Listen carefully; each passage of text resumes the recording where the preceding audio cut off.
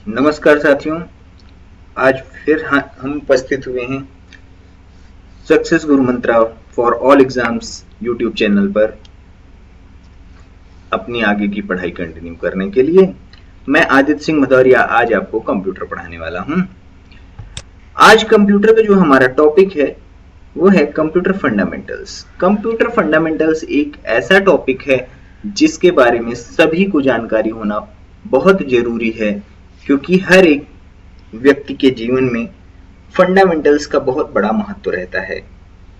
सबके बच्चे, भाई बहन, कोई ना कोई कंप्यूटर फील्ड में स्टडीज करते रहते हैं। आजकल तो छोटे छोटे बच्चों की क्लास में भी कंप्यूटर पढ़ाया जाता है। अब हम बात करते हैं सबसे basic term meaning of computer की। जो वर्ड कंप्यूटर है वो कहां से आया? वो एक ग्रीक वर्ड कंप्यूट से बना है। हमारा कंप्यूटर, कंप्यूट जो है हमारा ग्रीक भाषा का शब्द है और इसका इंग्लिश मीनिंग होती है कैलकुलेट।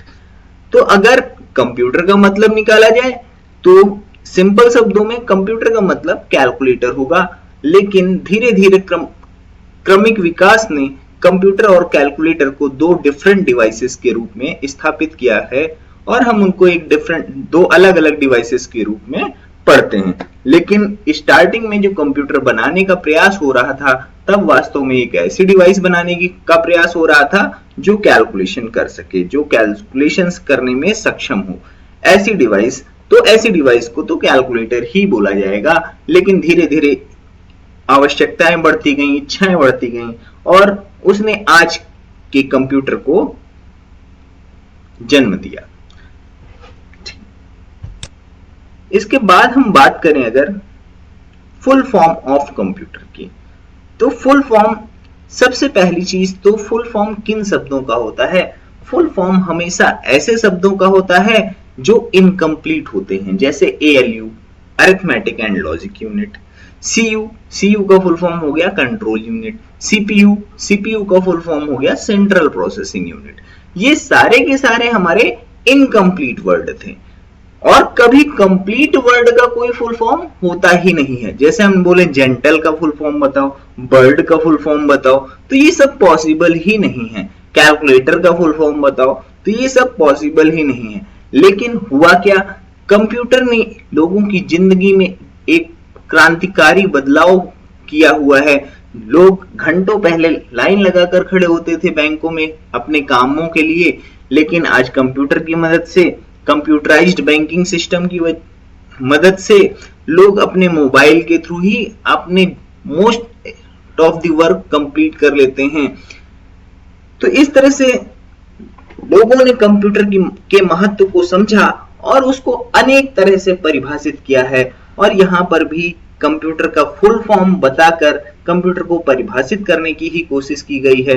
तो अगर एक स्टैंडर्ड के रूप में कहें तो कंप्यूटर का कोई फुल फॉर्म नहीं होना चाहिए, और अगर होना चाहिए तो जितने भी फुल फॉर्म है सब सही हैं, बस उनका एक प्रॉपर डिस्क्रिप्शन देने वाला होना चाहिए, एक उसका प्रॉपर मतलब निकलना चाहिए।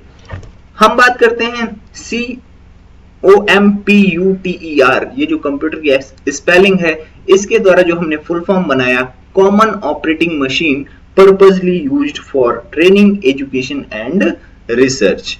ये फुल फॉर्म, इसको हम अभी परिभाषित करने की कोशिश करते हैं। सबसे पहले देखिए, कंप्यूटर एक मशीन है, इसमें किसी को कोई आपत्ति नहीं होनी चाहिए। ऑपरेटिंग मशीन एक ऐसी मशीन जिसको चलाने के लिए एक ऑपरेटर की आवश्यकता होती है, उसको हम ऑपरेटिंग मशीन बोलते हैं। अब कॉमन, कोई चीज कॉमन कैसे होती है? किसी चीज को हम कॉमन तभी कह सकते हैं जब उसको हर एक आयु वर्ग के लोग यूज कर रहे हों, हर एक अलग अलग क्षेत्रों के लोग यूज कर रहे हों, तब हम उस चीज को कॉमन कह सकते हैं। तो कंप्यूटर एक कॉमन ऑपरेटिंग मशीन है। किस तरह से कॉमन ऑपरेटिंग मशीन है? अगर हम बात करें एजुकेशन सिस्टम में, तो सबसे छोटे बच्चे क्लास फर्स्ट सेकंड के बच्चे, वो कोई प्रोग्रामिंग नहीं करते कंप्यूटर में बैठ के। वो कंप्यूटर किस लिए यूज करते हैं? वो अपने एजुकेशन सिस्टम में कंप्यूटर यूज करते हैं ताकि वो खेल खेल में लेटर्स और उनसे रिलेटेड वर्ड्स को सीख सके। ठीक है, लेटर्स को पहचानना, गेम्स खेलना, कलर्स को पहचानना, यही उनके काम रहते हैं। तो अगर हम मोटा मोटा सोचें तो छोटे बच्चे गेम्स खेलने में कंप्यूटर का इस्तेमाल करते हैं, जिससे उनका की लर्निंग पावर भी बढ़ती है, लर्निंग में इंटरेस्ट भी उनका बढ़ता है। ऐसे बहुत सारे एडवांटेजेस हैं। फिर उसके बाद बात करें यूथ की, तो यूथ ट्रेनिंग के लिए, कंप्यूटर सीखने के लिए, ठीक है, और अपनी दूसरी स्टडीज के लिए भी कंप्यूटर का इस्तेमाल करते हैं। मतलब उसके बाद बच्चे खेलने के लिए, उसके बाद वाले ट्रेनिंग के लिए या दूसरे सब्जेक्ट्स की नॉलेज के लिए, जैसे आजकल ऑनलाइन क्लासेस चल रही हैं, तो उसमें कंप्यूटर का बहुत बड़ा रोल है। इवन हम जो ये स्लाइड शो आपको दिखा रहे हैं, जो क्लासेस हम लोग अवेलेबल करा रहे हैं, ये भी हम लोगों ने कंप्यूटर की हेल्प से ही बनाया है, ठीक है। उसके बाद बात करें तो उसके बाद का जो एज ग्रुप होता है, जैसे हमारे बड़े भाई बहन या अंकल आंटी, पापा मम्मी, ये सारे लोग कंप्यूटर्स का यूज करते हैं अपना काम करने के लिए। तो हर एक एज के लोग कंप्यूटर का इस्तेमाल करने लगे। अब अगर हम एक किस क्षेत्रों की बात करें तो बैंकिंग में कंप्यूटर यूज होता है, आपका मेडिसिन में तो कंप्यूटर यूज होता है, मेडिकल स्टोर में तब कंप्यूटर यूज होता है, आपका एजुकेशन सिस्टम में कंप्यूटर यूज होता है, रिसर्चेज में कंप्यूटर यूज होता है, साइंटिफिक कैलकुलेशंस में कंप्यूटर यूज होता है। तो कोई ऐसा क्षेत्र नहीं है जहां पर कंप्यूटर का इस्तेमाल नहीं होता है।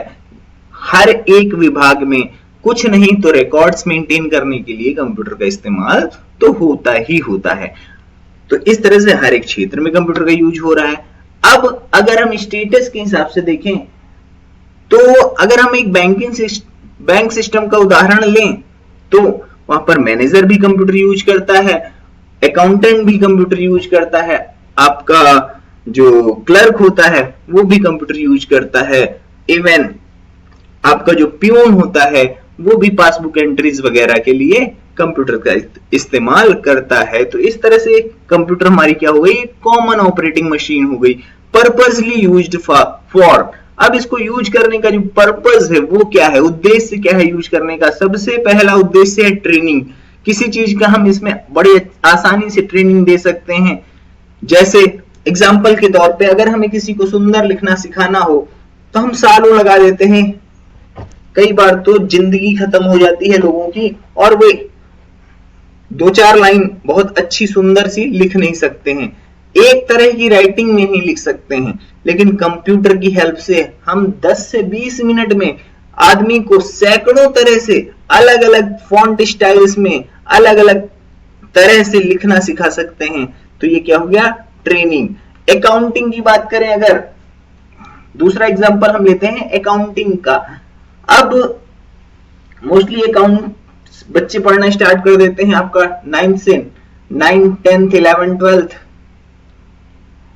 बीकॉम, एमकॉम, इतना सब करने के बाद लोग प्रॉपर बैलेंस शीट वगैरह बनाने में सक्षम हो पाते हैं। लेकिन वहीं पर कंप्यूटर की हेल्प से अगर वही अकाउंट सीखा जाए तो 6 महीने साल भर में आदमी बहुत अच्छे से अकाउंटिंग कर लेता है। तो इस तरह से भी कंप्यूटर से भी हम लोग ट्रेनिंग कर रहे हैं। बहुत सारे प्रैक्टिकल्स आजकल कंप्यूटर की हेल्प से होने लगे हैं। तो इस तरह से ट्रेनिंग में कंप्यूटर हमारा बहुत ज्यादा हेल्पफुल है। आगे की बात करें अगर एजुकेशन की, तो एजुकेशन हम लोग देश विदेश में कंप्यूटर की हेल्प से एजुकेशन प्राप्त कर रहे हैं। इस लॉकडाउन ने सबको दिखा दिया है कि एजुकेशन सिस्टम आजकल केवल और केवल कंप्यूटर के भरोसे पर चल रहा है, जहां पर देखो केवल ऑनलाइन क्लासेस ही चल पा रही हैं। तो ये हमारा एक बहुत बड़ा एग्जांपल है कि एजुकेशन में कंप्यूटर का बहुत बड़ा रोल है। और सबसे लास्ट चीज रिसर्च, जो लास्ट पर्पस है हमारा रिसर्च में हमें बहुत ही टफ कैलकुलेशंस करने पड़ते हैं और टफ कैलकुलेशंस करने में कंप्यूटर बहुत अधिक सक्षम होता है। इस वजह से रिसर्चेज में भी कंप्यूटर का इस्तेमाल किया जाता है। तो ये हुआ हमारा कंप्यूटर का full form.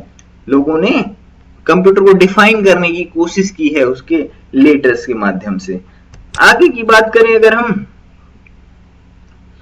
Definition of computer, अगर प्रॉपर डेफिनेशन की कंप्यूटर की बात करें तो क्या कहा जा सकता है? कहा जा सकता है computer is an electronic device which can take, retrieve, manipulate and store data. Computer एक इलेक्ट्रॉनिक डिवाइस है जो क्या क्या काम कर सकती है? टेक ले सकती है, रिट्राइव बार बार लेन देन कर सकती है, मैनिपुलेट उसमें डिफरेंट टाइप्स ऑफ कैलकुलेशंस कर सकती है, इवन लॉजिकल हो या अरिथमेटिकल हो, एंड स्टोर डेटा, और डेटा को स्टोर कर सकती है। कंप्यूटर एक ऐसी इलेक्ट्रॉनिक डिवाइस है जो डेटा को ले सकती है, डेटा का बार बार लेन देन कर सकती है, उसमें डेटा पर डिफरेंट टाइप्स ऑफ कैलकुलेशंस कर सकती है और डेटा को स्टोर भी कर सकती है। तो इस तरह से ये कंप्यूटर की डेफिनेशन है। अब इस तरह से हमारा जो इंट्रोडक्शन ऑफ कंप्यूटर वाला पार्ट है वो समाप्त होता है। बहुत बहुत धन्यवाद वीडियो को पूरा देखने के लिए। चैनल को सब्सक्राइब करना और बेल आइकन को प्रेस करना एकदम ना भूलें। धन्यवाद।